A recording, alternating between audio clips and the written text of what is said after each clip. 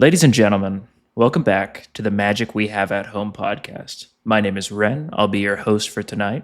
And today we have a special episode, so I'm only joined by my co host Bjorn. Bjorn, say hello. Hello there. Channeling my inner Obi-Wan Kenobi there. Sorry, go ahead. Today is certainly a different episode because Bear couldn't join us today for reasons, and we decided we still wanted to get together. We still wanted to talk, and I was playing with Bjorn the other night, and of course, winning. One of the things I told him that I would love to talk about is how tricolor is kind of being pushed into an unhealthy place as a kind of game design. Now, Magic the Gatherings, all of the five colors have their own special rules, limitations, and so on and so forth. And occasionally we get single cards that kind of break out of that. For instance, black never has anything to remove enchantments, and then they got something to remove enchantments, and that card has been criticized because it seems to break the color pie. A lot of sliver cards, a lot of Phyrexian cards especially, seem to break the color pie. But there's also the reverse problem of when three colors come together and they make a certain archetype that is the only thing that can be played. And I've noticed that as my time in Magic has increased, Wizards has gotten further and further into just focusing tricolor deck commanders into whatever niche they want them to fit. And it bothers me because I think tricolor is, well, my favorite amount of colors to play. And seeing that over time, it kind of degrades into one core play style has been such a disappointment. Bjorn, do you have any similar feelings? Well, mostly I just think, um, I think it's just kind of an interesting problem. I think each color still has a fairly strong individual identity, which I think is cool. One thing I think that's kind of difficult with this problem is I don't know actually how I feel. Like, I don't know what I feel like Wizards should be doing with this. Because essentially I see, like, when you start combining colors, I see that it could go two different ways. So each color has like its combination of values, right? Or each color has its own set of values. And so my thought is like, well, when you combine those two colors, do they just become a set of bigger values? Like, does the amount of values that dual color has, does it double? Or are certain values like more emphasized and other values are less emphasized? And then as you go to three colors, it gets even more. Like should a three color deck be hyper specific because it's a very specific combination of three colors? Or should a three color deck be allowed to just be whatever you want it to be? I think that's I'm not really sure. I don't know. You told me last night you wanted to talk about this, and that's what I've been thinking about is like, should they be going ultra specific with these, or should they be going ultra broad? And I guess I don't know. It seems like there's pros and cons to each. If you go ultra specific, you get a really cool, really niche color combination identity, but then you risk kind of being redundant with the different commanders that you print. Where the alternative could also be true, where you don't go for like a super ultra niche one. You just kind of go like, well, it's just kind of got these colors because we just kind of felt like it should have these colors. You can play all these cards. And then that color triome loses any sort of sense of identity and just kind of becomes a mishmash. But the advantage of that is that you get way more variety. So it's kind of like how strong of a color identity, like you always, I think, having to balance like a strong identity with the triome and still having a variety. And I would think that probably within each of the 10 triomes, or I think they're called shards. I think that's the proper term. But I think for like all 10 of the shards, they're probably all in a different place for that. Like there are certain shards that I think of and go like, they do one thing, but that is like super the identity of that one thing. And other ones I think of and I just go kind of like, they're very nebulous, but you can do a lot of fun stuff in it. So that's kind of what I've been thinking about with this so far. Is there a specific triome you wanted to, or gosh, I'm going to have to, is there a specific shard that you would like to refer to? I'm just going to call them triomes. Do I it. refuse. I think Sultai is the worst offender of this because Sultai seems to have one kind of shtick where it's graveyard stuff. And with how power creep has been so apparent in especially commander decks. I think Sultai has been dragged into a very not fun kind of state because everything seems to be the same. So when you think of Sultai, what? Yeah, tell me like what is the problem you see with Sultai? That it's just all the same. Yeah, Sultai is by and large a color that seems to interact with the graveyard in a passive state where it's just triggered abilities. It's not casting spells to get stuff. It's just your creature has this ability that affects the graveyard. Now there are one-offs like Glarb, which is the greatest frog to ever frog, and there's Yarok that is just a creature harmonicon. But there's for the most part, it's always you play a creature, and then because you have a graveyard, it will interact with your graveyard, and it's just free. Hmm. Whether that's whenever this creature attacks. I think of Taval, the balanced scale, quite a bit from Dragons of Tarkir. Mm-hmm. Whenever you attack, you mill 3 cards. You can return a land from your graveyard to the battlefield tapped. It doesn't take your land play, which is disgusting already. And then there's more text. Whenever Mm-hmm. one or more cards leave your graveyard, create a 2/2 black zombie druid creature token. So it's just you play your commander, which it's commander. That's great. But you just get everything. You get more lands, you get creatures. What is the point of playing another thing in Sultai? Yeah, when I think of Sultai, like I actually have been playing quite a bit of Sultai lately. I've built two Sultai decks in the last year, and I've actually had a lot of fun with both of them. And while I would say I think they're both fairly unique in what they do. They do both play well. Actually, only one of them plays heavily from the graveyard. But what I would say is that in both cases, and as I'm looking through the top commanders on EDH Rec, it doesn't feel like Sultai is its own identity. It feels like Sultai is Simic plus the graveyard. At Yes. least in the sense of like its mechanics. It just and in both of the decks that I play, both of them are just like you build a Simic value engine, and then also you can recur things from the graveyard. It doesn't feel gameplay wise. It doesn't feel like it's very different from any sort of like. It doesn't feel like very much different from any card that or any deck that could play black. Really, like any deck that wants to play from the graveyard, um, and has black or green in it. It just kind of feels like that. Now, I'm looking at the top commanders. I'm curious. Do you have the top commanders pulled up? I do. Okay. I was going to see if you could predict the top three. Muldrotha and Tevel. So Muldrotha the Gravetide being number three. That one actually surprised me. I kind of thought that would be number one. That's an older one. I thought it'd be It further down, to be it honest. is, but it's also one of the most popular commanders ever, as far as I can Okay. tell. And so and it barely just got passed. Tevel is ahead of it now by 200 decks. So it's really close. Tevel just passed it, but Tevel only got released within the last year.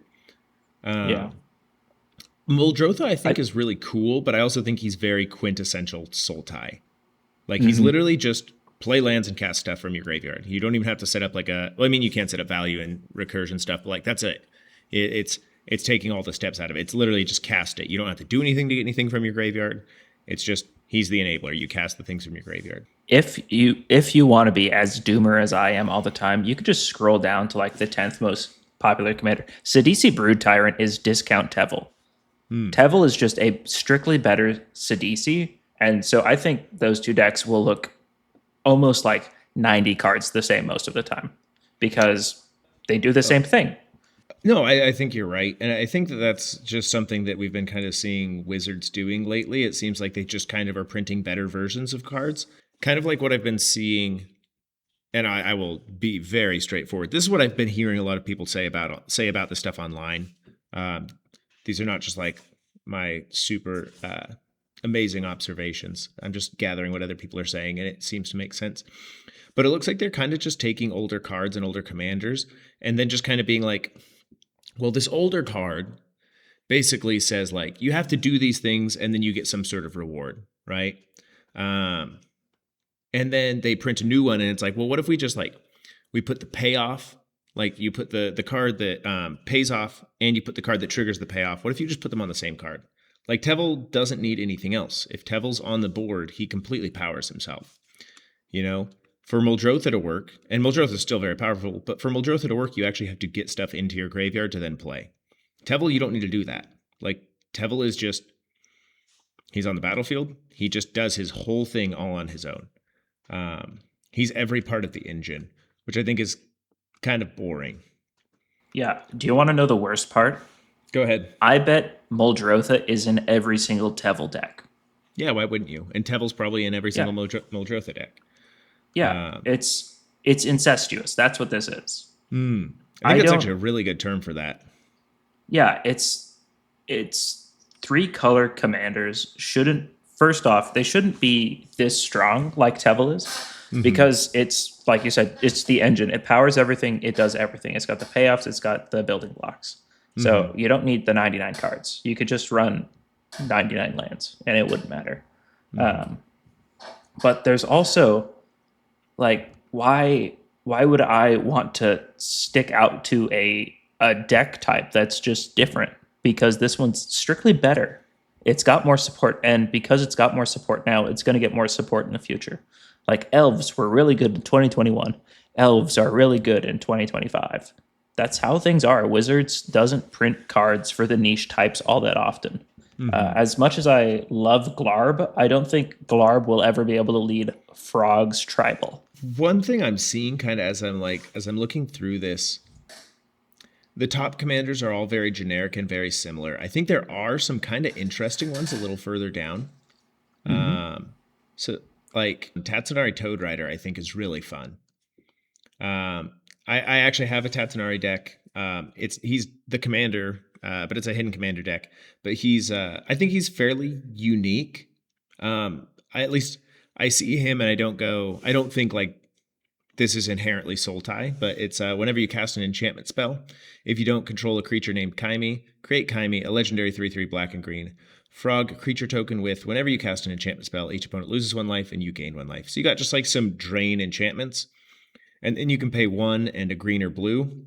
And Tatsunari Toad Rider and target frog you control can't be blocked this turn except by creatures with flying and or reach. Now, I think that one's fun. It's very generic still, I would say. Like, it hints towards frogs. You don't really need frogs. I play it as the commander because I wanted to run a Curses deck with John Arenicus as a hidden commander. And basically I tried to build a John Arenicus deck, and the 2 problems I was running into were not having enough mana and not being able to advance my own board state while also giving away creatures. And Tatsunari fixed both of those because it gave me access to green, so a ton more mana. And then every time I cast an enchantment, so I cast curses, so I give my opponents stuff they don't want, and then I curse them. But I cast curses, which advances my board state in my own, like it's advancing that line of gameplay, and then it makes Kaimis, which I can then give away with John Arenicus. So I think he's kind of a cool enabler. But I see this one and go like, why is this Sultai? Like, why is casting enchantments and making a frog Sultai? I feel like it shouldn't be, to be honest. Yeah, well, and that's kind of what I'm saying is like Xavier Sol, Infested Captain. You can remove a counter from a permanent you control and populate, or you can sacrifice a creature and proliferate. I guess like why is that Sultai? See that like some of these seem like a Muldrotha, maybe, or even like a Tevel. Those feel like that super hyper fixated Sultai identity card. Like they feel like the ones where it's like this is its own very unique-ish identity. Whereas like a Xavier Sol or a Tatsunari just feels like it's kind of just a combination of the 3 colors. Like you get kind of those broad commanders that's like they're kind of all 3, and then you get the ones that are like these are very Sultai-y, I guess. And I don't know. I don't know what the deal is with that. It's just interesting, I guess. Looking at some of these, I think Glarb and Yarok are both in Sultai just because they have Death Touch. I think that's the reason. Those 2 have Sultai. And because they're frogs, they're swamp creatures. Oh, yeah. Because Magic cares so much about creature types, except for when, it doesn't. Yeah, Yarok is actually one. No, I'm reading him. So, Death Touch Lifelink. If a permanent entering the battlefield causes a triggered ability of a permanent you control to trigger, the ability triggers an additional time.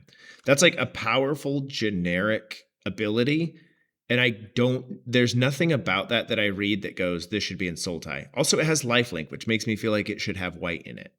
Not like white's the only ones that can have lifelink, but that feels like a very white mechanic. This is a bottom-up commander.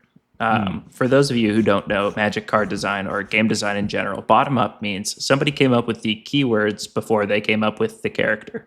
Hmm. If you look at somebody who's like, if you look at somebody, sorry, let's go on a large tangent. So in Magic design, you can go top down or bottom up. Bottom up usually means there are mechanics that they are trying to force in, and then they add a name to it at the end. I assume that's how Yark was made, and I definitely assume that's how Tevel was made, because I think Tevel that's top doesn't down. really matter.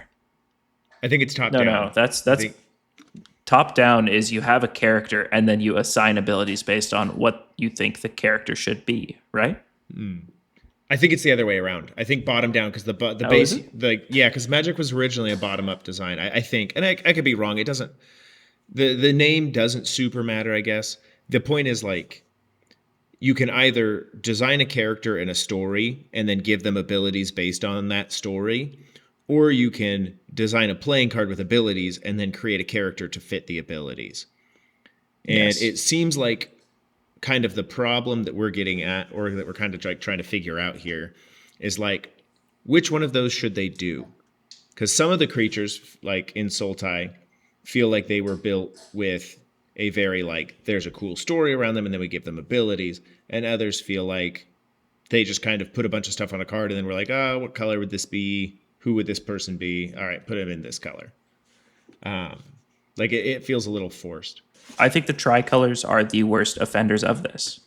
That's what I'm getting at it with this video topic. Like I don't care that some like I don't care about that power creep is happening all that much, to be honest. Like expensive cards are always going to be good, and just because they're printing new ones doesn't mean I'm going to play them, right? So power creep is one thing, but the fact that you're whittling down three colors and making it into one forced mode of play is very obnoxious to me. In Abzan with the Tarkir Dragonstorm again, they made basically a defender's color type, and that sucks. Like Nethroi already did a kind of a toughness kind of theme, and then they just brought it back and made it better. They cranked it up to 11 when I don't think they should have, Uh, because it had its own choices. I don't know if it's Arkalos or Archelos. I'd assume it's Arkalos. Lagoon Mystic. He's a turtle shaman. Uh, Sultai, obviously. As long as he is tapped, other permanents enter the battlefield. Enter the battlefield on. Oh my gosh, I cannot read. As long as Archelos Lagoon Mystic is tapped, other permanents enter the battlefield tapped. As long as Archelos is untapped, other permanents enter the battlefield untapped. What about that is Sultai? Like having things enter tapped and untapped feels like such a strong white mechanic. It's Like white and blue. that feels like that feels like it should be either like mono white or white blue. And I was texting with my brother-in-law about it, saying like, how is this a Sultai card? And his response, which like basically what he says is like, I think there was just already turtles printed in Sultai, and so they wanted to make it a Sultai card. And I'm sure that there's probably like I'm not saying this like I don't mean to I don't mean to say this like, oh, these people at Wizards have no idea what they're doing. I'm sure there's a great defense for it. I just like that's a card that I see and that screams blue white. And so I just don't understand. The only thing, like, if it wasn't a turtle, I feel like it would not be in Sultai.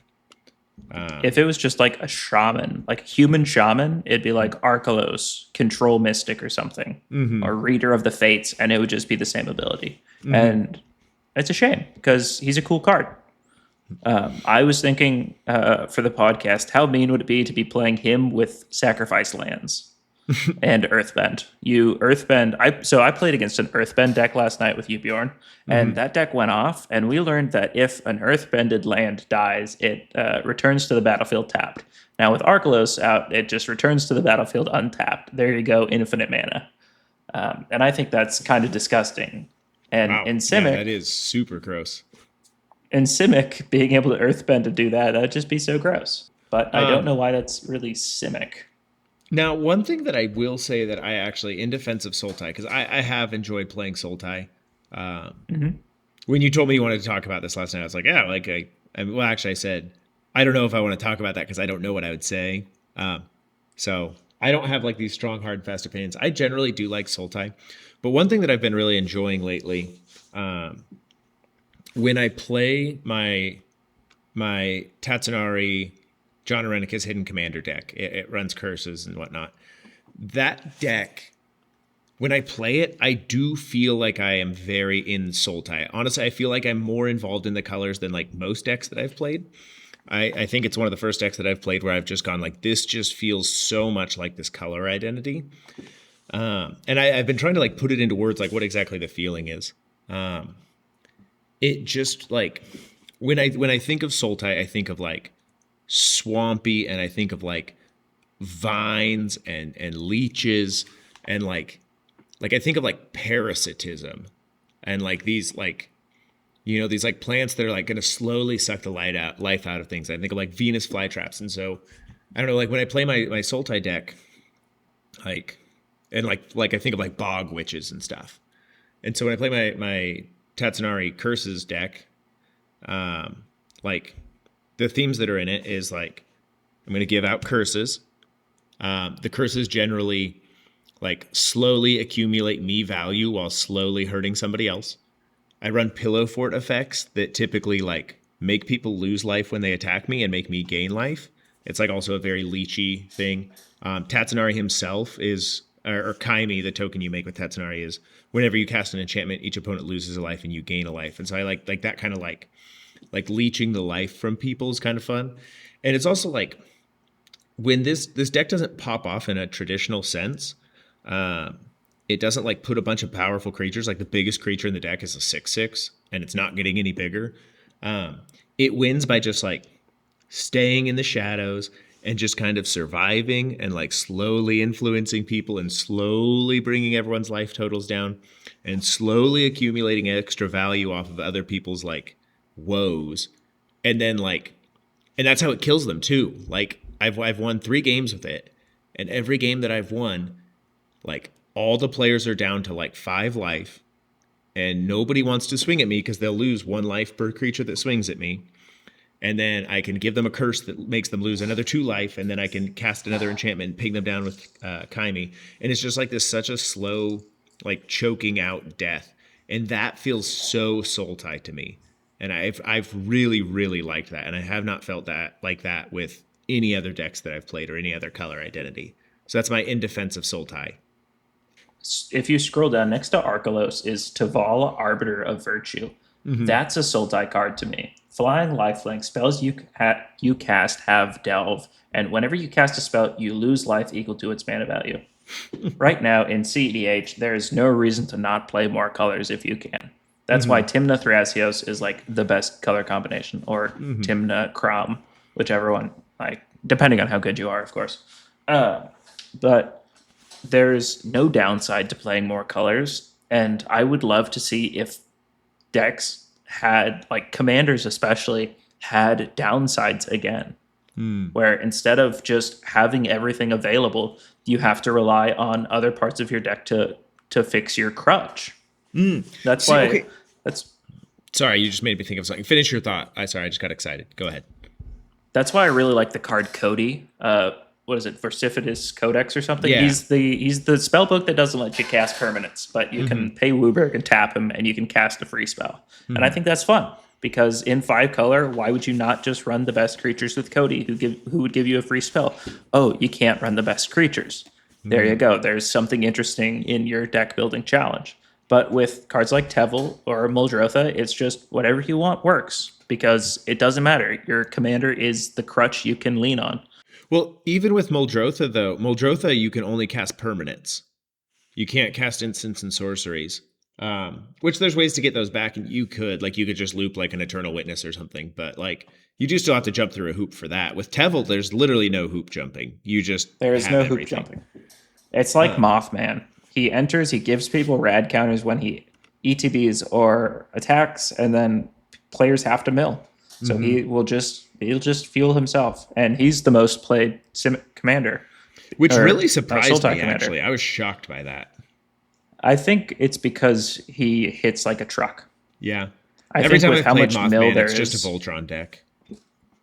yeah, pretty much that's what he is. I think you can just force mill so easily with many players. That's Hmm. why in a future Magic We Have It Own podcast, I will be talking about a true mill deck where, well, it'll be fun. Um, so okay, one thing I was just thinking about when you were talking about like the restrictions, I do think you're right that it's like one of the biggest restrictions for deck building is color identity. Like that's one of the things that makes building a deck so tough. And so yeah, it gets easier and easier to build a deck because you get more and more options the more colors you put into it. And so you would think that like you would want to make your 3 and 4 and 5 color commanders have a very specific crutch. Like you put in something else because like inherently it's just more powerful if you have more colors.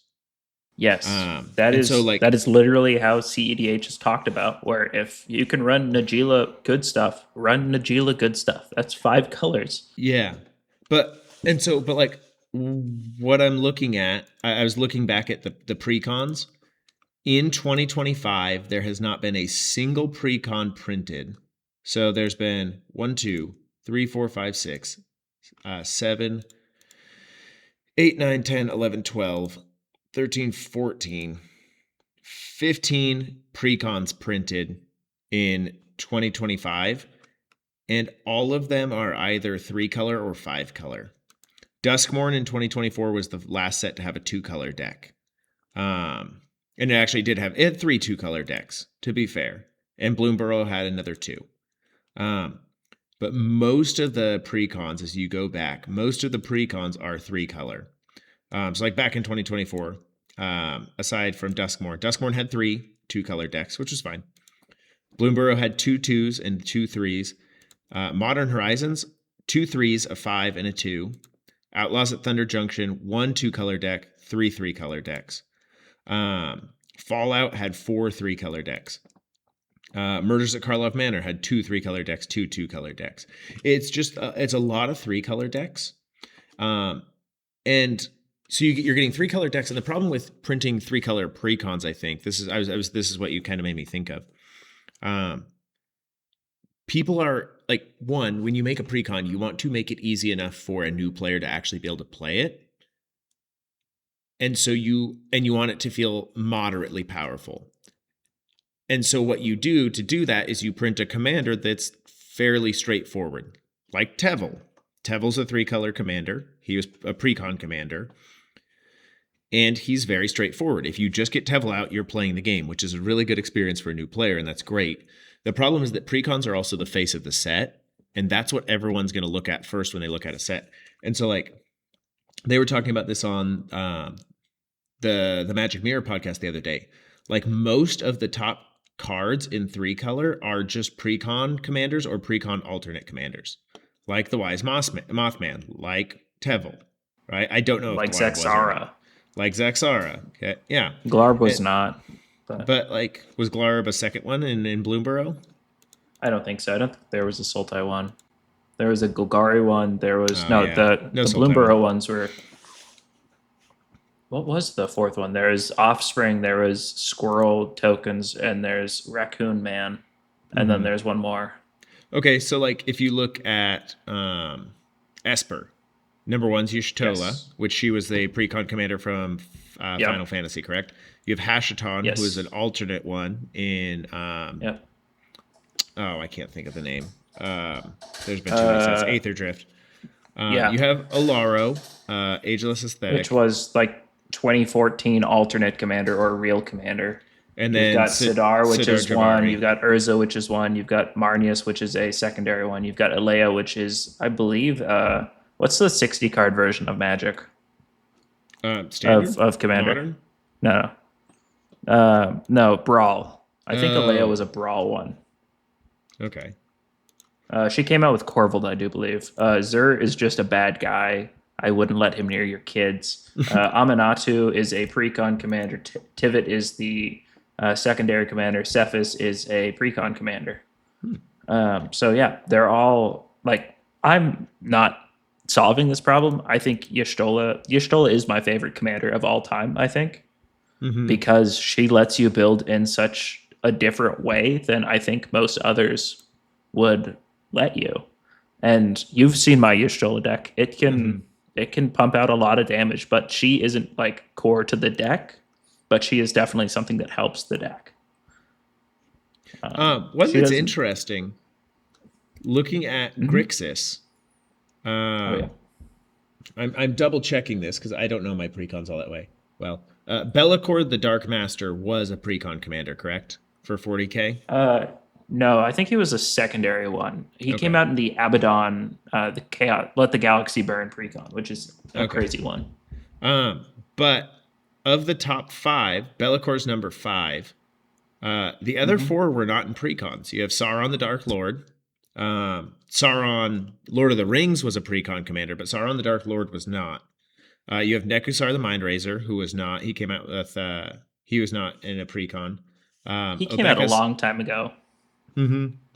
Neku's always been around forever. Obeka is. Obeka, who was Uh, not a precon commander, and then Kefka, not a precon commander, right?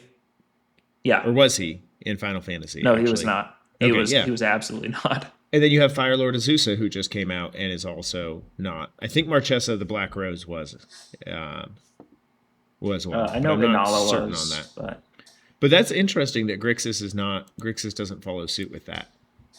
Grixis is just a weird color combination where Grixis does a lot of weird, fun stuff. And that's why we talked about Sultai for so long, and we're not talking about Grixis, because Grixis is totally content to split up which two colors are in the lead. My younger brother actually talked about Grixis on the drive home last night, where he was like, yeah, it feels like I'm playing Rakdos and not Is It when I'm playing my Wick deck. He plays a Wick deck. And um, because he just feels like he's sacrificing stuff and doing a bunch of damage, and it doesn't really feel like Is It. It feels significantly different. It feels like Grixis, and he likes And that. And that is, but that's also like, because I do that too. I run quite a few 3-color decks.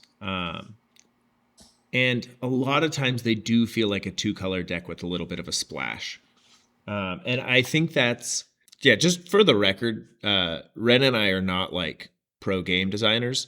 The whole reason we do this podcast is because we're trying to like basically just have a spot to like verbally process and figure stuff out with Magic. So this is all speculation. We are not like, these are not expert opinions by any means.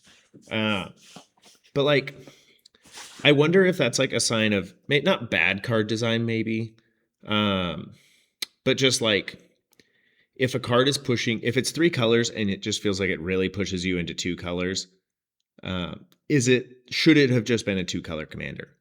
Like when I think of Wick, I do kind of go like, well, why is Wick blue? Like what about him yeah, screams he's blue? he's To not be a blue honest, commander. to be Let's honest, be honest here. he could be a mono black commander. Like Yeah, it's a rat. It's a rat that makes a snail, and then you can sacrifice the snail to draw cards. Like that's all black. I don't know yeah, what it and is then about it does Wick. damage that makes it Rakdos, Yeah, but if you just and switched then out, if you switched out deals damage with loses life, it would still just be mono black. it would be mono black again. Like I I mean, then you don't. couldn't give him infect, but Yeah, it's just odd. I don't know. Wait, does your brother give him infect? he did for a while. And let me tell you, that was a surprise play of. So That's my pretty younger brother funny. and I have like a peace treaty agreement where if we're like, no, take that out of your deck because it's just so mean. Like he's done that. I play a Otter's Tribal Is It deck, and I played Time Warp in that deck once, and he was like, unless you take Time Warp out of that deck, I'm never playing against it again because I took 3 turns in a row, and he was done with that. Yeah, it's not very fun when you don't get to play the game. Extra turns are rough. Yeah, especially when it's a storm deck. So like we have that healthy agreement, and I was like, hey, you should remove infect immediately. Do you think that Wizards should try to put out more 2-color stuff? I feel like the 2 colors have a much stronger identity, like just flavor wise, like Yes, purely flavor wise. Why do yes. you think it I is that think they're putting out so much 3-color? I think 3 color is attractive. I think 3 color 3 color commanders, especially when they're strong, bring in more buyers because there's more selective cards that they want from a set to fit in their deck. So if you've got like if you're selling Tevet and then Final Fantasy comes out and you see like Jumbo Cactar every Tevet player is like, man, I want to play that just because Mm-hmm. it's in my color. But you wouldn't get that if it was just blue black. Mm-hmm. In the same way, like you wouldn't have people trying to pull Crypt Ghasts if he was just Simic. So I think that 3-color decks make people want to pull more packs to get more specific cards. And I think that's frankly unhealthy for the format because Commander doesn't lose cards. Yeah, I get what you're saying. Like, here's an interesting thing. I'm just looking at the top commanders. Mm-hmm. The Dragon is number 1, which I hate the Dragon. I don't. It's whatever. Not a surprise. Dragon's number 1. That was a pre-con commander. Number 2 is Edgar Markov. Yep. I've actually never Pre-con played commander. against an Edgar Markov deck. I used to heard so many have things one. about it, never played against one. That was the first deck I ever made. First deck I ever built, Edgar Markov. I loved it. I sold it because nobody else did. Then you have Atraxa, which I don't know if Atraxa was a pre-con commander or not. Yep, 2014. 2014. You have Yes. Krenko, same thing. I know he's been around for a long time as well. Don't know if I don't think he was. He's just goblins. But then you get Kali of the Vast. She was a pre-con commander. Then you have, I don't know about Pantlaza. Was Pantlaza the... I think she was. It was either I think Pantlaza so. or Gishath was one in... Gishath was not. Gishath Was the strictly actually- better version of it. Then Sauron the Dark Lord was not. Yuriko, Tiger Shadow was not. Lathril, Blade of the Elves was. Kenrith, the Returned King, is a goat, but he was not. And then Gaidia, Fond of Hope. I think there was like a secret layer around her. Oh, Pantlaza was one. Sorry.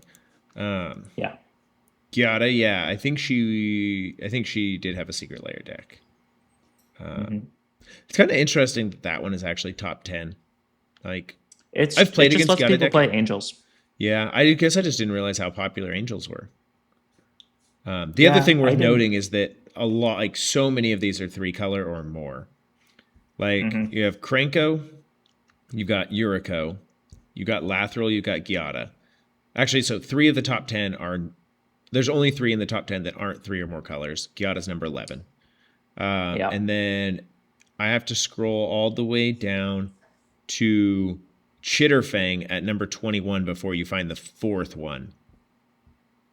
Yes. So 3 of the top 10, but also 3 of the top 20 are less than 3 colors. And then, yeah, you get Hackball. So you have 5.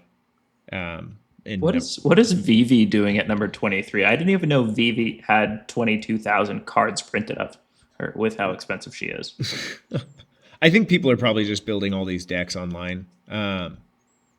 That's my guess. Because Vivi's super popular in not in CDH, in Standard, right, or Modern. I always get the two mixed up. Whichever one it is, I know what you're talking about. I think it's super popular in whatever the competitive 60 card format is. I should know, but I don't. I'm guessing that just with it being that popular, there's a lot of videos out there about how broken it is, and so then people are hearing about it and wanting to build commander decks. It's also just straightforward. Like, that's the other thing. If you read a lot of the top ranked cards, like, this is just what people are attracted to, is like, they don't have to be like ultra specific, but they're just straightforward. Like, you just read it and you go like, okay, I know what I could do with that deck. You know, you read it and there's an instant idea that comes to mind. I think Atraxa stands out from pretty much all the other ones, and except for maybe Kenrith in the top 10, where it's like, there's more than one way to do this. Because Dragon is play dragons for less and then get payoffs when you attack with dragons. Edgar Markov is some vampires make more vampires. Krenko is one goblin, becomes many goblins. Kalia is just cheat out whatever you want. Dinosaurs is more dinosaurs. Sauron is literally Ristic Study, but better. And then Kenrith is do whatever you want. But everything is very focused, and I don't like that. I was actually thinking today, I think Edgar Markov, despite being my first commander and a card I dearly love and I have a lot of emotional attachment to, I don't think he should have been printed. Not because he's too strong, because I don't think Eminence is all that good, to be honest, these days. I think he's been outclassed with power creep. But I think he made vampires into something that is very one note. Like, you just can't. And I think that you really can't play a non-Edgar Markov vampire deck. Yeah, you'll feel like, oh, I'm like I play an Anya Falconwrath deck. I could just add Anya Falconwrath to Edgar Markov and play all those vampires and get a free vampire. Mm-hmm. Like that's I think Edgar Markov has made vampires worse because he is so good. I think the Dragon has made dragons worse because the Dragon makes every deck 5 colors. Same with Ramos Dragon Engine. Well, and just why are you running a Dragon's deck that's not the Dragon? Like, really? Like, Unless it's Inferno of Star Mounts, in which case you're a baller.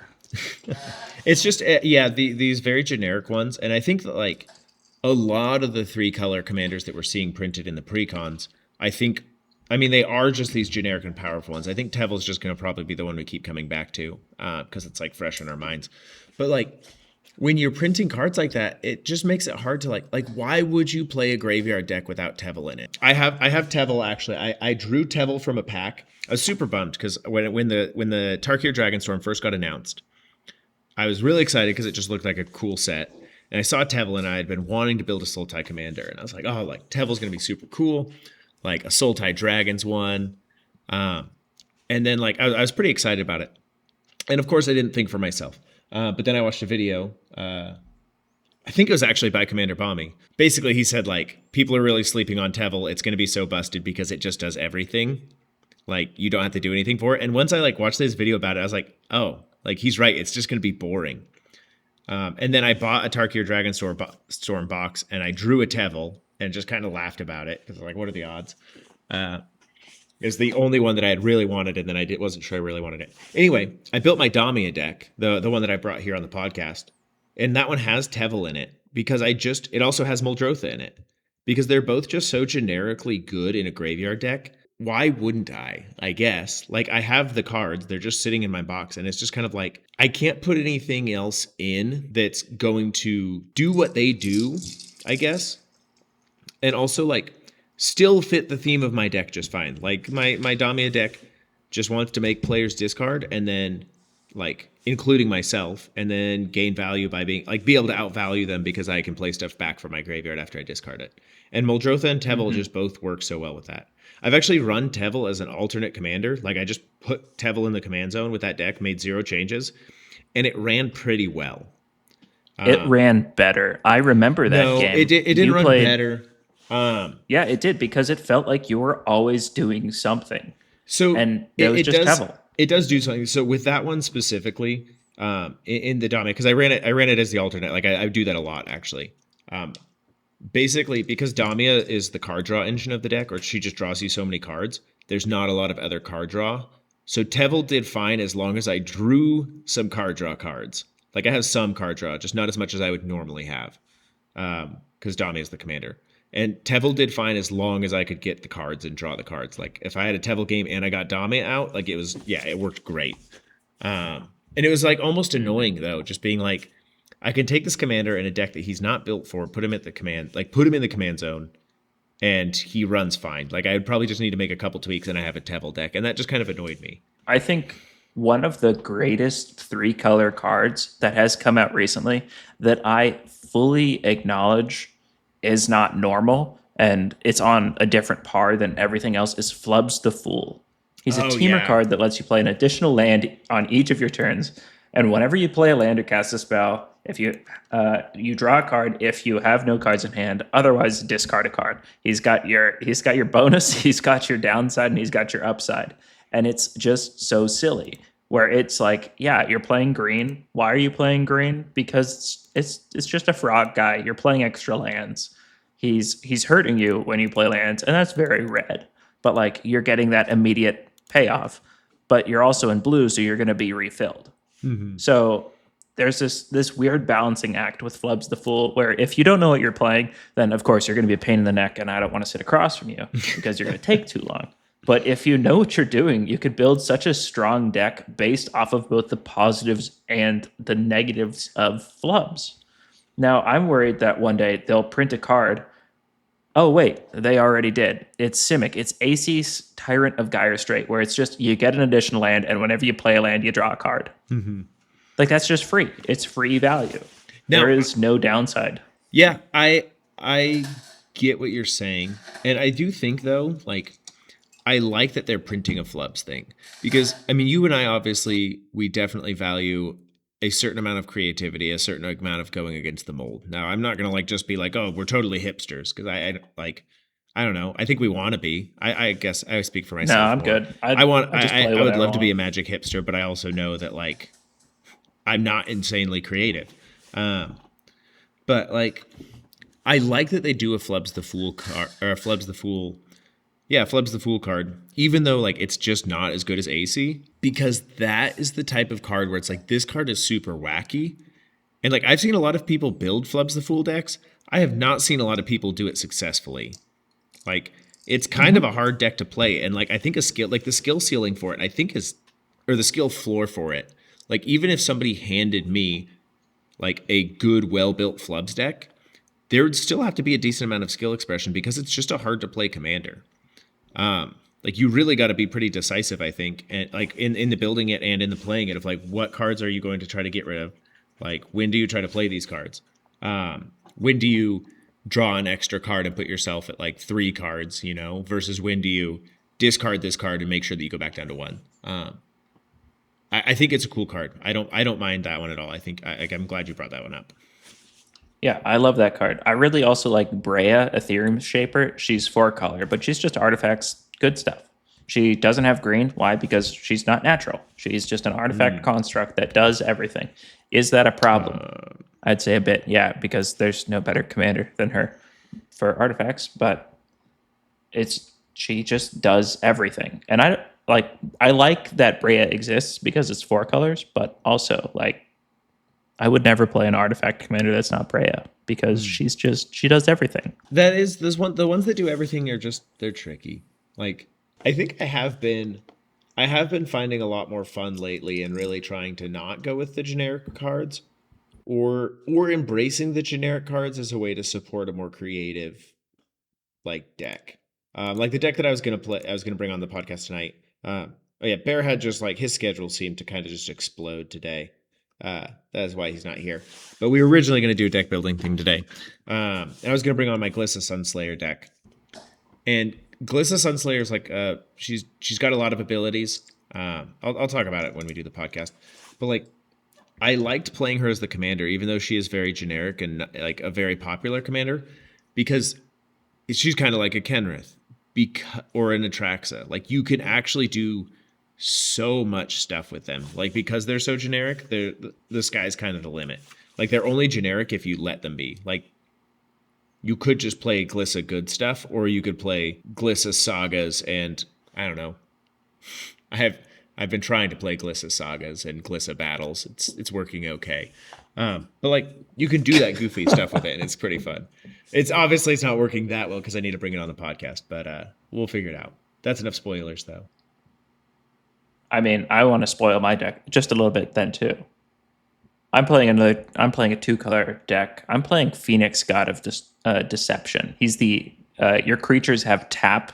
Target player mills as many cards as this creature's toughness, and I'm playing it with a certain theme that I think you'll see it once you see it. You know, and I'm excited for it because it's just true mill. I want to talk about one more color combination because Yes. I think it was when I was driving and I was talking to you on the phone. You said Mardu you think is one of the worst ones, and Mm-hmm. I want to hear what you have to say about that because Mardu is like hands down my favorite color combination. Like not even close. I love playing in Mardu. I think Mardu's super cool. There's so many cool cards in Mardu. I want to hear why you Yes. think it's in a bad position, and I don't even know that I'll disagree with you, but I am going to argue that Mardu is super freaking cool. Mardu, especially with Edgar Markov being in it, like I love Mardu. Like I said, my first deck that I ever built was in Mardu. Mardu has a quality issue where the cards in Mardu, whatever they do, they're so strong they end up warping either their entire gimmick or they just end up sitting in every other Mardu deck. Edgar Markov is the best vampire commander by far. There is nothing close to it. Kalia of the Vast is the best angel, demon, or dragon creature card thrower in the game. She's better than the Ur Dragon. Why? She costs less than half of him. Mm-hmm. Ishin, doubles attack triggers. He's good. He's a very aggressive commander. No notes, except like if you're running him and you're running attack creatures, there's nothing better. You would run him in Edgar Markov because then your creatures would get 2/1/1 counters every time they attacked. Caesar is all tokens. Queen Marchesa is actually my favorite of all of these. She's perfect. There's no notes. Mr. House is a fun gimmick, but he was a precon commander, so I think that's why he's up here. Automatic hate. Zergo is another precon commander, which is another token thing. I actually played Terra's precon. Terra's precon's pretty fun. But I think she would just be in every other Mardu attack deck. Same with Celeste. So what is your perceived, like, when you think of Mardu, when you think of the Mardu color identity, what are the gameplay mechanics, or what are like the flavor themes that you think?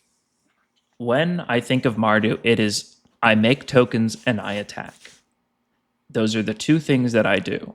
I don't do anything like red where I burn off my life to increase my creature's power. I don't play anything white where it's like I have this big spell of something good. I don't play anything black where it's I have to sacrifice my creatures to make anything better. It's just I make the creatures quickly and I attack early. Those are the two things I do, and there's always enough value in there to keep me either going or I just have a bad game. Like I feel like Mardu is the flimsiest color combination because there is no in between. There is no moderate game of Mardu. It's either you stomp or you get stomped. And that's why I think Mardu is a very, very bad offender of the, I don't get to play because my commander's dead. I don't disagree with what you're saying. I think especially looking at the top Mardu commanders, like Edgar Markov, Kalia, Ishin, and Caesar. It's Kaiser, I think. I haven't played that Fallout game. I think that it's Caesar. Everybody calls him Kaiser because everybody else is dumb, and he's like, they don't even know what a Caesar is. Yeah, they just don't understand. I don't know. I'm going to say Kaiser because his name is Caesar. Okay, it's Caesar. All right. Anyway, like those are all definitely ones where like if they're on the battlefield, you just have to kill them. Especially Kalia. I have a friend who plays a Kalia the fast deck, and he like will knowingly play it in. Like the rest of us are playing just normal decks, and he'll play Kali at the Vast because that's literally the only deck he plays. And when he plays it, like we all very like verbally are just like, we're 3v1ing you. Like everyone is against you until you're dead. Like, and he just plays Arch Enemy. It's fine. Like I don't hate it. It's actually kind of funny. But you are right. Like these are very kill on sight commanders. They are like the center cog in the wheel. And because they're just generically powerful. Like, yeah.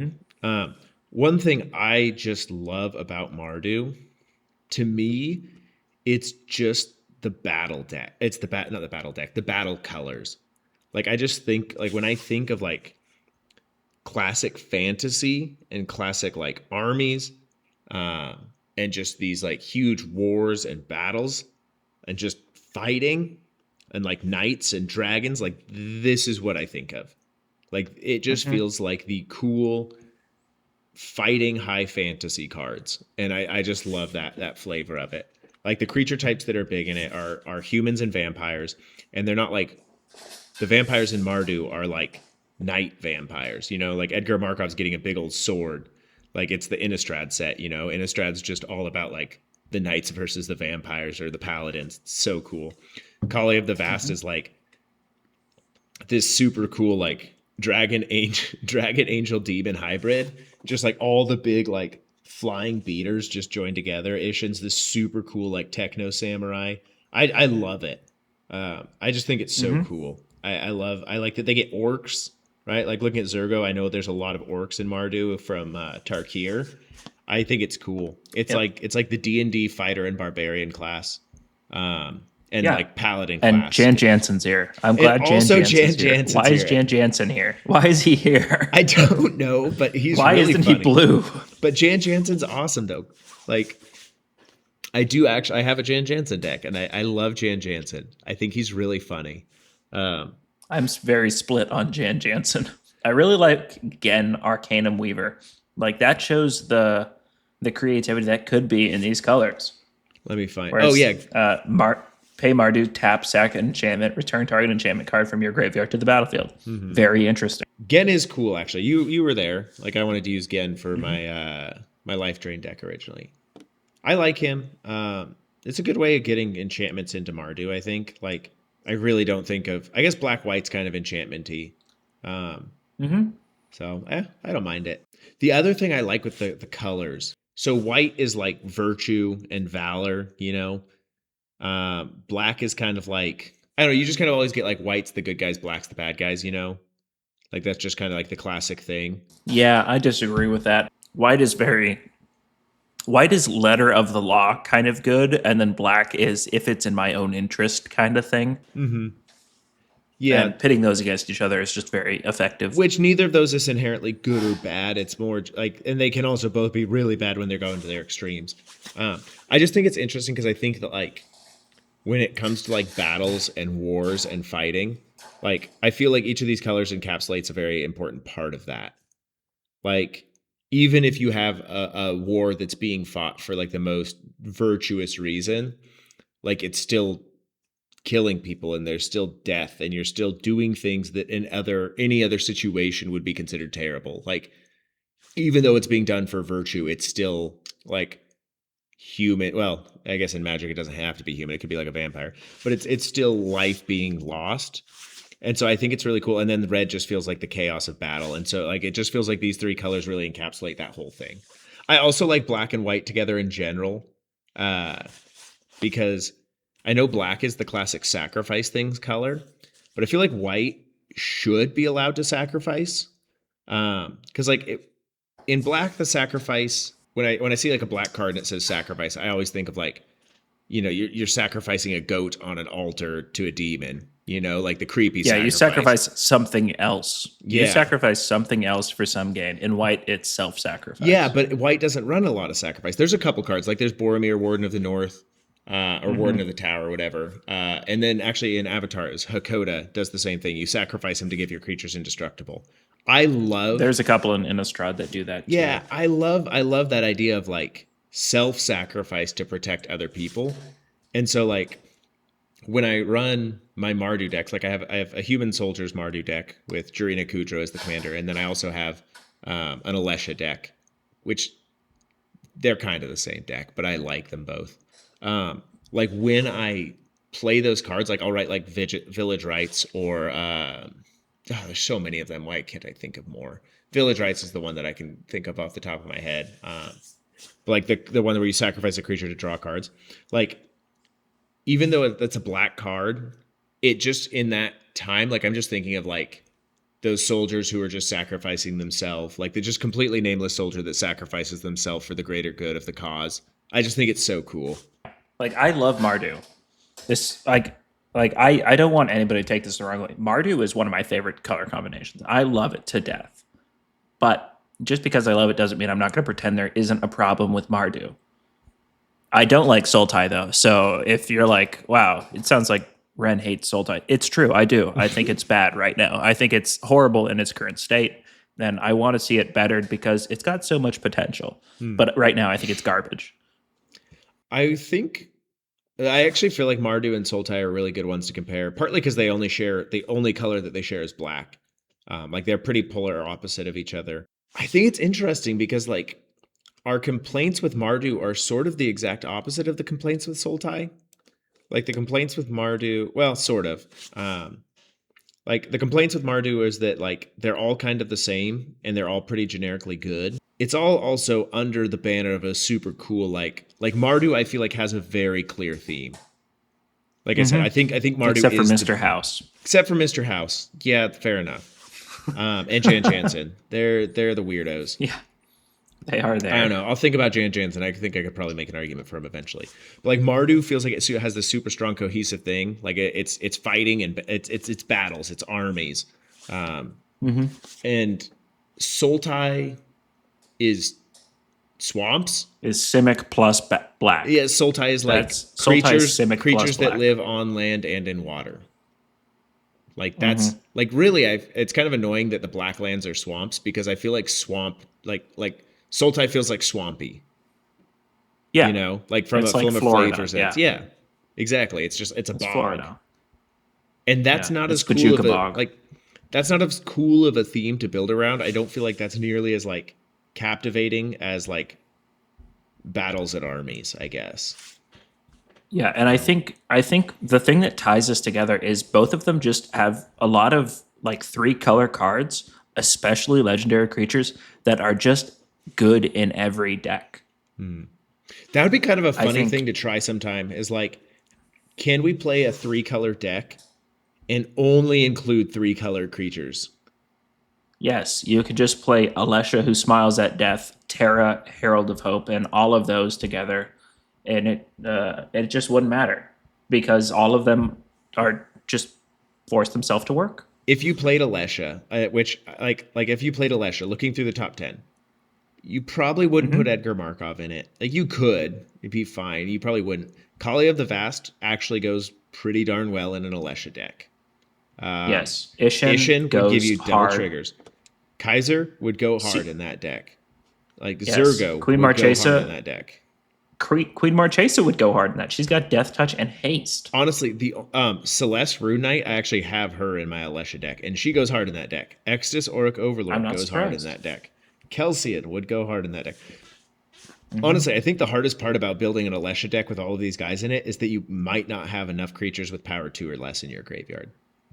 Like, they're all Yeah, enablers. They're all honestly, enablers. There's like, it's if you just play what is this? Terra has power 3 or less. You'd probably just run it as Caesar, yeah, because I think Caesar is just blatantly just just the so goodiest good generic. one. Yeah, it's just so generic. Yeah. Um, you might be able to pull it off with Ishin. Like, Kali is an attack trigger, Zergo's an attack trigger, Kaiser's an attack trigger. Um, let me see. Who else has attack Yeah, triggers? you can grab Shanid, Sleeper's Scourge down at Oh, Sir Gwen, pretty far down. attack trigger. Sir Gwen. Yep. Um, Alesha, attack trigger. Megatron is like a post combat thing. Firelord Zuko is not one actually. Very nice. I'm glad Firelord Zuko grew. A Jan Jansen, you can just make You could creatures just and make a million sacrifice treasures. to the attack trigger. Uh, Maybe you just no, it wouldn't. That would never mind. That wouldn't work. I don't know. Zergo, This would actually be yes. kind of fun. I kind of feel like this would be. Oh, you know what? This is who you'd run as your commando. Pyro the Volatile. Yeah, when he dies, just nuke You everything and just gain a nuke million everything except life. all your legendary creatures. Oh my gosh, it works too. Yeah. Yeah. All right. Is that where we should cut it? That's Any yeah, I closing think notes? so. Tricolor's in a bad state, but some cards are cool. But just because some cards are cool doesn't mean everything's healthy. I think it's funny that we started our conversation by saying like, "Do you think we'll get through all 10?" And then we got through 2 of them. We didn't even get through Mardu. I could talk about Mardu for a long time.